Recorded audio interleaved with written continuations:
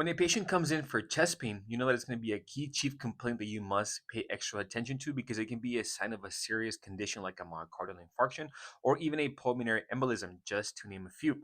When it comes to the workup, you know that these patients that come in for chest pain, the providers are going to try to rule out all the deadly conditions first, and they're going to have a differential diagnosis where they have a list of all the potential causes.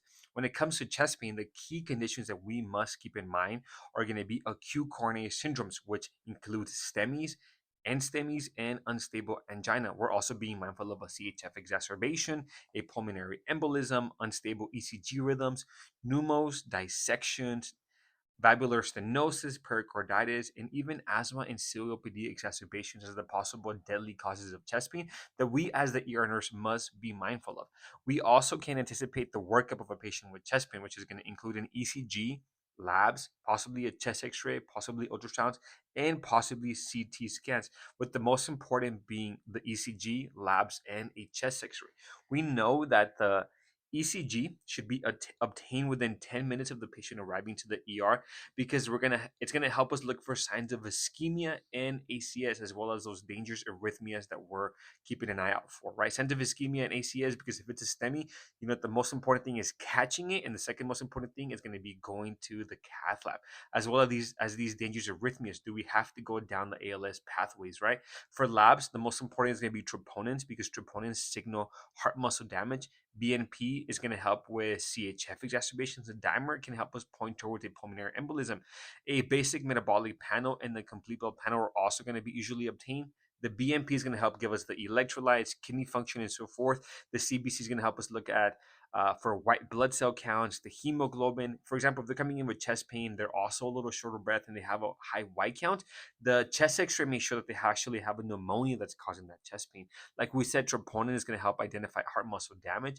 The BMP is going to help identify heart failure, and the D dimer can help with identifying something like a pulmonary embolism that can be causing the chest pain. If the D dimer comes back high, the providers are probably going to order a CTPE study if they're concerned for a pulmonary embolism. The chest X-ray helps look for pulmonary issues like pneumonia, pneumos, pleural effusions, and can also help detect cardiomegaly. An echocardiogram, if done in the ER by the provider, is going to help assess how well the heart is pumping, the ejection fraction, look at the valves and heart muscle.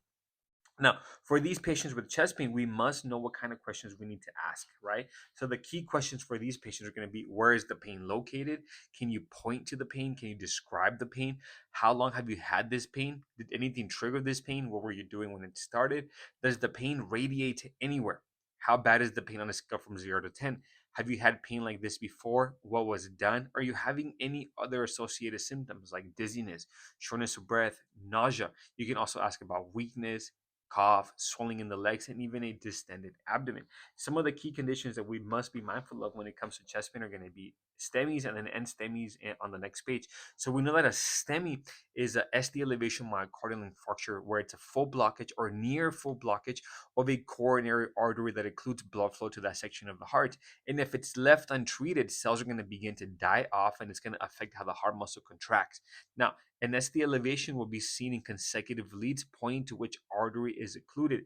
These patients with the STEMI can present with pressure like chest pain, shortness of breath, nausea, diaphoresis, and pallor, and the chest pain can radiate to the neck, jaw, and arms.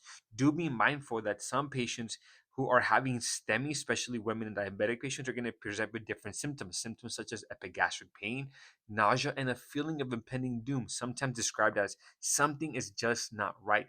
Again, when it comes to STEMIs, the ECG is the most important. It should be done within 10 minutes of patient's arrival to the ER because the faster a STEMI is caught, the faster perfusion therapies can be initiated and the more muscle is safe. Cardiac enzymes, like we said, are the troponins. They signal heart muscle damage and they typically start to rise at the 2 hour mark.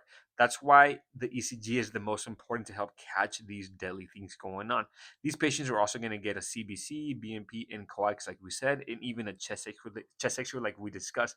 The main management for a STEMI is going to be PCI, going to that cath lab to help open up that artery that's occluded. Some of the key medications that you may see order in the ER are going to be aspirin. Aspirin is an antiplatelet that essentially helps by preventing the clot from getting bigger.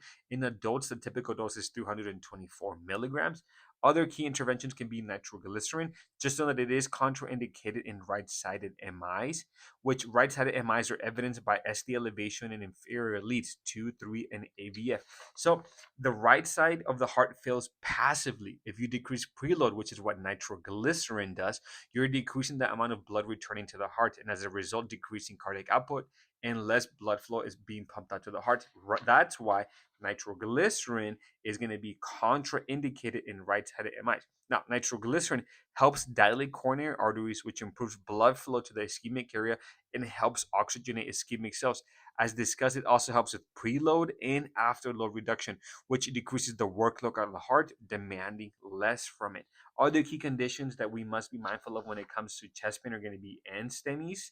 And STEMIs are a partial blockage of a coronary artery. You have other things like a CHF exacerbation that can present with chest pain and pulmonary embolisms, pneumonia, and everything like we discussed.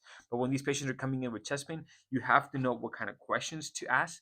You have to know to prioritize these patients, to pay a little more attention, specifically figuring out their vital signs, their medical history, and anticipating the workup so you can be as efficient as you can be.